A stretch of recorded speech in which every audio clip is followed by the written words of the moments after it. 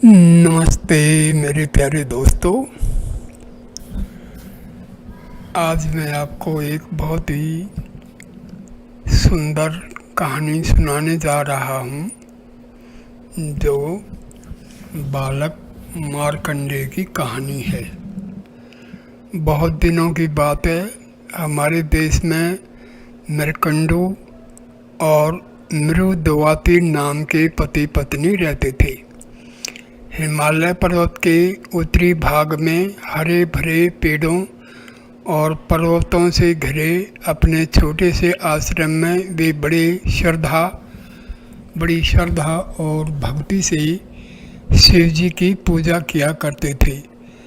मृकंडू बड़े सवेरे उठकर पास बहते स्वच्छ झरने में स्नान करते तथा सुविकसित सुगंधित पुष्पों को चुनकर आश्रम में ले आते, जहाँ बड़े प्रेम से मृदुवाती उन फूलों की माला बनाती। स्वच्छ चमकते पात्र में आश्रम की गाय का दूध दोहती, फिर वह शिव जी की पूजा करने बैठ जाती। उन्हें दूध से नहलाती, मंत्र पढ़ती और श्रद्धापूर्वक प्रणाम कर माला भेंट करती। इस प्रकार रहते और शिव जी की आराधना करते बहुत समय बीत गया। मृकंडू और मृदुवाती की आयु बढ़ने लगी, परंतु उन्हें पुत्र का मुख देखना नसीब नहीं हुआ। वे चिंता करने लगे, बुढ़ापे में हमारी देखभाल कौन करेगा, देवताओं की पूजा कौन करेगा, आश्रम की रक्षा कौन करेगा। क्योंकि उस जमाने में जमीन जोतकर अन्न उपजाने को पृथ्वी की पूजा करना कहते थे।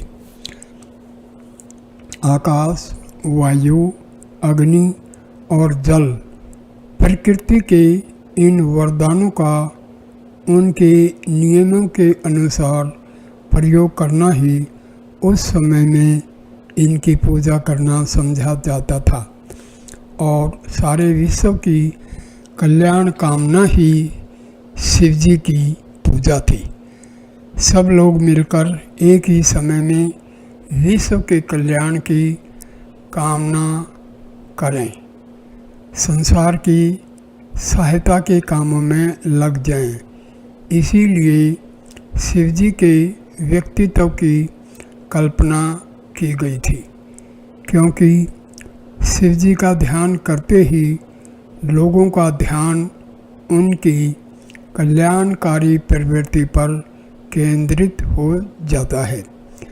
अंत में हताश होकर दोनों पति पत्नी एक दिन शिव जी का ध्यान करते हुए आश्रम के निकट बैठ गए और बोले, भोलानाथ, अब हम यहाँ से नहीं उठेंगे जब तक तुम हमारी इच्छा पूरी नहीं करोगे। बैठे बैठे उन्हें बहुत समय बीत गया, परंतु उनका दृढ़ संकल्प नहीं टूटा। उनका विश्वास था कि हो न हो एक दिन शिव जी ज़रूर उनकी प्रार्थना सुनेंगे और उनकी इच्छा पूरी होगी, क्योंकि उन दिनों अपनी हठ मनवाने, अपना संकल्प पूरा कराने का एक ही तरीका था, तपस्या, जो कि आजकल के उपद्रव, हड़ताल और तोड़ फोड़ करने से कहीं अच्छा था। आखिरकार शिव जी ने उनकी प्रार्थना सुन ली। उनकी तपस्या के आगे उन्हें हार माननी पड़ी। एक दिन बड़े सवेरे जब नित्य क्रम से निवृत्त होकर पति पत्नी ध्यान मगन बैठे थे, तो अचानक शिव जी प्रकट हुए।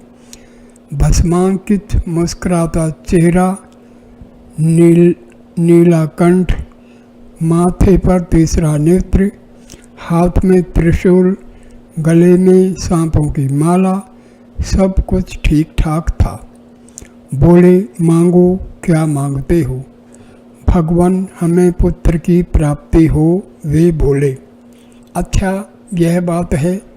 शिव जी ने हंसकर उत्तर दिया, कहो कैसा पुत्र चाहिए? गुणी परंतु कम आयु वाला, अथवा निर्गुण और बहुत दिन जीने वाला?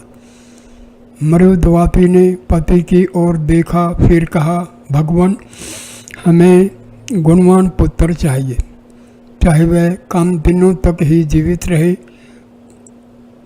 एवं मस्तु कहकर शिव जी मेघमंडल में बिजली के समान अंतर्ध्यान हो गई। ठीक समय पर मृकंडु दंपति के यहाँ पुत्र उत्पन्न हुआ। नाम रखा गया मार्कंडेय। ठीक ही है, मृकंडु का पुत्र मार्कंडेय ही तो कहलाएगा। मार्कंडेय अभी 5 वर्ष का ही था कि उसके पिता ने उसे शिक्षा देना शुरू किया।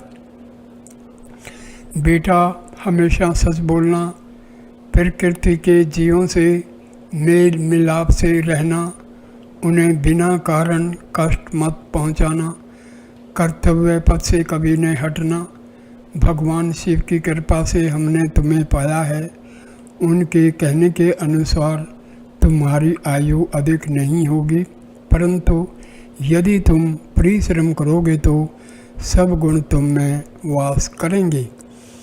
माता मरुदवाती भी नित्य प्रति पुत्र को आश्रम सेवा का कार्य सिखाती, पेड़ पौधों की देखभाल, पृथ्वी से अन्न का उत्पादन, भोजन तैयार करने की कला, आश्रम की सुरक्षा, फिर शिव जी की पूजा जो सर्वोपरि थी, सभी कामों में मार्कंडेय अपनी माता के साथ रहता, उससे सीखता, उसकी सहायता करता। जब वह 12 वर्ष का हुआ तो माता पिता से आज्ञा लेकर दक्षिण दिशा की ओर चल पड़ा। उसकी तीव्र इच्छा थी कि वह ऋषि अगस्त्य को खोजकर उनसे विद्या प्राप्त करे।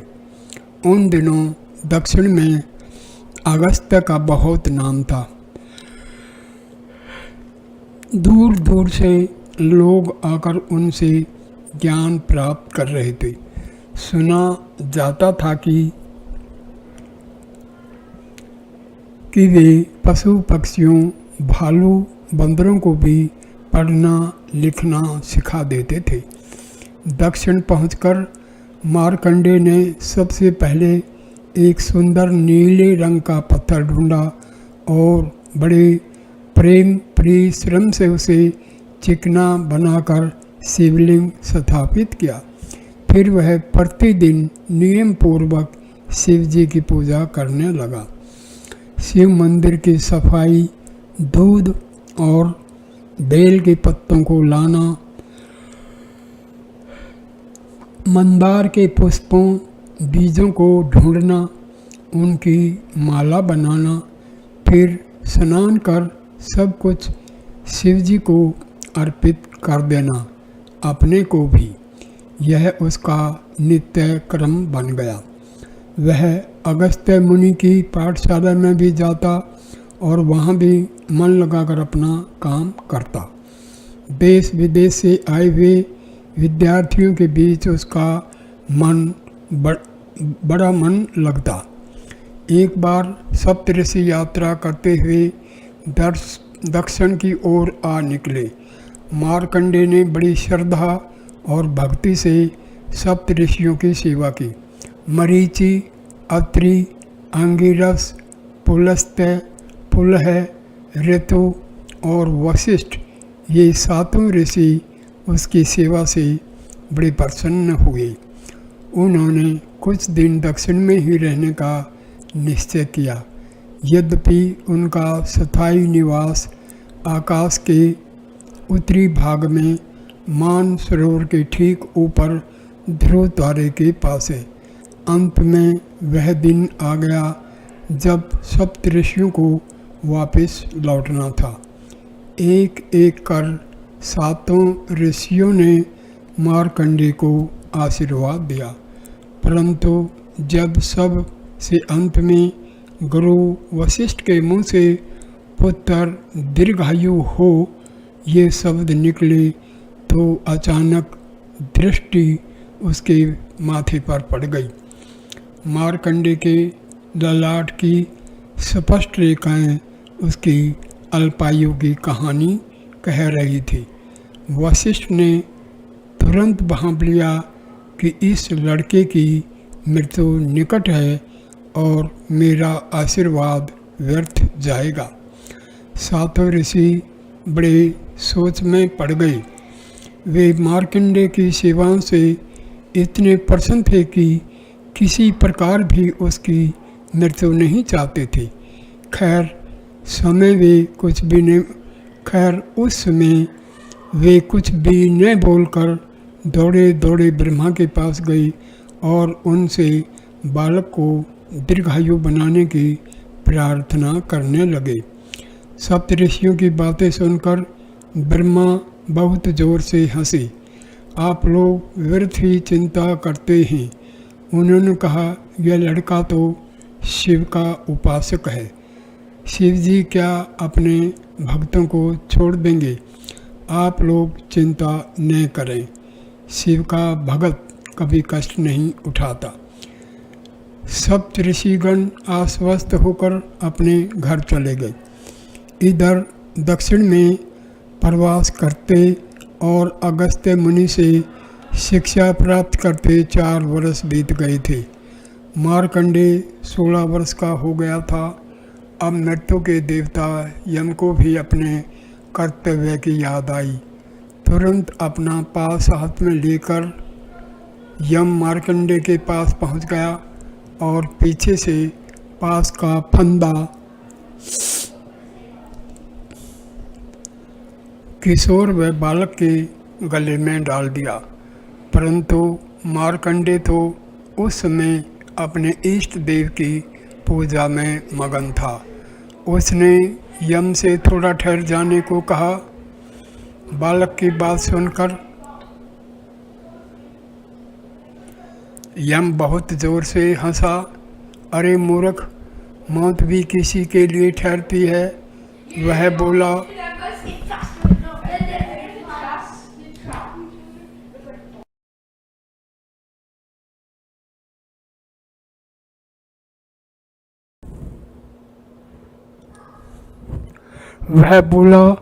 और फंदे का एक और लपेटा बालक के चारों ओर खींच दिया, फिर उसे जोर से झटका। यम की जिद देखकर बालक मार्कंडेय तुरंत शिवलिंग से चिपक गया। अपनी लंबी बलिष्ठ बाहों से उसने शिव जी को अपनी छाती से लगा लिया। उसे लगा समस्त पृथ्वी का और उसका अपना कल्याण भी उस समय उसकी शिवलिंग को चिपटाए रखने पर निर्भर है। चाहे जो हो जाए, वह शिव प्रतिमा को नहीं छोड़ेगा। इधर यम के क्रोध का पारा चढ़ने लगा। उसे अपने काम में विलंब की आदत नहीं थी। वह तो मिनटों में आता और आनन फानन में अपना काम करके चला जाता था। यम ने अपनी पूरी शक्ति से रेशमी डोरी को खींचा। बालक का गला रूंधने लगा। हे महादेव, रक्षा करो, वह चिल्लाया। अचानक शिवलिंग उसके हाथ से छूट गया और भगवान शिव प्रकट हुए अपने पूरे रौद्र रूप में। बात यह हुई थी कि यम ने जब अहंकार में भरकर दूसरी बार अपना पाश फेंका तो शिवलिंग भी उसकी चपेट में आ गया था। इससे शिव जी को असुविधा हुई और वे क्रुद्ध होकर प्रकट हुए। शिव जी के एक धक्के से यम पछाड़ खाकर गिर पड़ा और अपना पास लेकर भागा। भोलेनाथ ने बालक को गोद में बैठाकर प्यार किया और उसे दीर्घायु होने का वरदान दिया। उस दिन मार्कंडेय की आयु 16 वर्ष की थी। शिव जी की कृपा से उसमें आजीवन 16 वर्ष के नवयुवक के समान कार्य करने की शक्ति आ गई और मृत्यु के जीत लेने के कारण उसी दिन से लोग भोलेनाथ को भी मृत्युंजय कहने लगे। मार्कंडेय अपनी दृढ़ इच्छा और संकल्प शक्ति के कारण ही मृत्यु को पराजित करने में सफल हुआ था। यदि उसमें स्वयं जीवित रहने की प्रबल कामना न होती तो शिव जी भी उसकी सहायता नहीं करते, क्योंकि भगवान उन्हीं की सहायता करते हैं जो स्वयं अपनी सहायता करने को तत्पर रहते हैं। मृत्यु को मुख से बचकर किशोर मार्कंडेय और भी अधिक परिश्रम से पढ़ने लगा। उसके ज्ञान और विद्या की ख्याति दूर दूर तक फैलने लगी। एक बार व्यास मुनि के शिष्य जैमिनी यात्रा करते हुए मार्कंडेय के निवास की ओर आ निकले। व्यास मुनि जब महाभारत की रचना कर रहे थे तो जैमिनी के मन में महाभारत के कुछ प्रसंगों के संबंध में संदेह पैदा हुए थे। उन्होंने सोचा, चलो यह अच्छा मौका है मार्कंडेय की परीक्षा लेने का। उनके ज्ञान का पता भी चल जाएगा और अपने संदेह दूर होंगे सो तो होंगे ही। जैमिनी के प्रश्नों को सुनकर मार्कंडेय ने उन्हें अपने 4 शिष्यों के पास भेज दिया और कहा, यदि उनसे आपका समाधान न हो सके तो पुणे मेरे पास चले आना। मार्कंडेय के ये शिष्य विंध्याचल पर्वत पर पक्षियों का रूप धारण कर रहते थे। उन्होंने जैमिनी का स्वागत किया और उनके प्रश्नों का उत्तर दिया। मार्कंडेय बड़े मार्के के पंडित थे। उनके एक शिष्य का नाम कौष्टुकी था। कौष्टुकी के कहने से उन्होंने सृष्टि के आरंभ, उसके विनाश, पुनर्निर्माण, काल निर्णय, बारी बारी से मनुओं का आगमन और प्रत्येक कल्प में होने वाले राजाओं की विशेषताओं के बारे में भी महत्वपूर्ण सूचनाएं दी। उस समय में एक और यदि ज्ञान बढ़ रहा था तो दूसरी ओर अज्ञान फैल रहा था। लोग ब्रह्मा, इंद्र, सूर्य, अग्नि आदि जैसे वेदों के समय के देवताओं को भूल रहे थे। वर्षा के पानी, सूर्य के प्रकाश और पृथ्वी की अग्नि का समुचित प्रयोग न हो पाने के कारण पृथ्वी पर अकाल और दुर्भिक्ष पड़ने लगे थे। मार्कंडेय ने एक बार फिर प्रकृति की इन शक्तियों का अध्ययन किया और लोगों को उनका सही उपयोग सिखाया।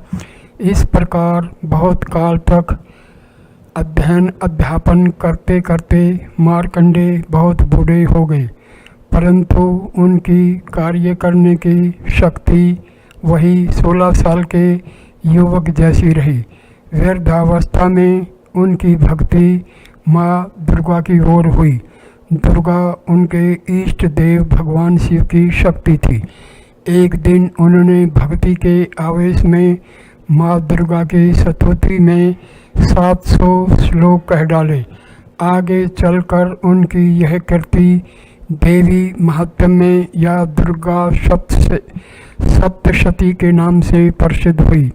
आज सारे विश्व में हजारों भक्तगण देवी की पूजा में मार्कंडेय के लिखे स्तोत्र गाते हैं। ऋषि मार्कंडेय को अपने इष्ट भगवान शिव और देवी दुर्गा से प्रेम तो था ही, अपनी मातृभूमि भारतवर्ष के प्रति भी उनका असीम अनुराग था। अपने महान ग्रंथ मार्कंडेय पुराण में उन्होंने अनेकों स्थानों पर भारत भूमि का वर्णन किया है। उसकी नदियों पर्वतों की स्तुति गाई है। भारत को वे प्यार से जम्बूद्वीप कहा करते थे। एक श्लोक में उन्होंने भारत की सब नदियों के नाम गिनाए हैं: गंगा, सरस्वती, सिंधु, चंद्रभागा, वितस्ता, यमुना, इरावती, कोहू, गोमती, गंडकी, महानदी, गोदावरी, कृष्णा, कावेरी, नर्मदा। जैसे कोई अपने प्रियतम का नाम बार बार कागज़ पर लिखे, उसी प्रकार उन्होंने भारत के समस्त पहाड़ों से निकलने वाली सब नदियों के नाम लिख डाले। मार्कंडेय को अपने समय के स्त्री पुरुषों का भी अच्छा ज्ञान था। अपने पुराण में उन्होंने सत्यवादी राजा हरिश्चंद्र की कथा लिखी। मुनि विश्वामित्र ने हरिश्चंद्र की परीक्षा लेने के लिए उन्हें बड़े कष्टों में डाला। राजा हरिश्चंद्र को राजपाट छोड़कर एक शमशान में नौकरी करनी पड़ी। अपनी पत्नी को बेचना पड़ा, परंतु वे अपनी सत्य प्रतिज्ञा से नहीं हटे। इसी बीच उनके पुत्र रोहितास को सांप ने काट खाया और उसकी मृत्यु हो गई। मार्कंडेय ने अपने शिष्यों के लिए साध्वी मदालसा की कहानी भी लिखी, जो इतनी विदुषी थी कि उसने अपने सब पुत्रों को स्वयं शिक्षित किया। इनमें अल्लार्क सबसे छोटा था और बहुत ध्यान से पढ़ता था। मार्कंडेय ने अपने ग्रंथ में अच्छे और बुरे प्रकार के मनुष्यों की कहानी लिखी। विपश्चित तो इतना दयावान था कि वह नरक भोगते हुए दुष्टों और पापियों की सहायता के लिए स्वयं भी थोड़े समय के लिए नरक में रहने को तैयार हो गया। दूसरी ओर दम जैसा राजा भी था, जिसने अपने पिता की मृत्यु का बदला लेने के लिए वपुष्मान को मार डाला और उसके शरीर से मांस नोच कर उसे अपने पिता का तर्पण किया। मार्कंडेय बहुत काल तक जिए। अच्छे बुरे स्त्री पुरुषों को उन्होंने बहुत निकट से देखा। प्रकृति की विनाशकारी और कल्याणकारी शक्तियों को अलग अलग पहचाना और फिर अपने इस ज्ञान के निचोड़ को अपनी प्रसिद्ध पुस्तक मार्कंडेय पुराण में लिख दिया। यहाँ पर इस कहानी को मैं समाप्त करता हूँ। धन्यवाद ये वीडियो देखने के लिए। कृपा करके इस वीडियो को लाइक करना, कमेंट करना, शेयर करना और चैनल को सब्सक्राइब करना। धन्यवाद मेरे प्यारे दोस्तों, धन्यवाद।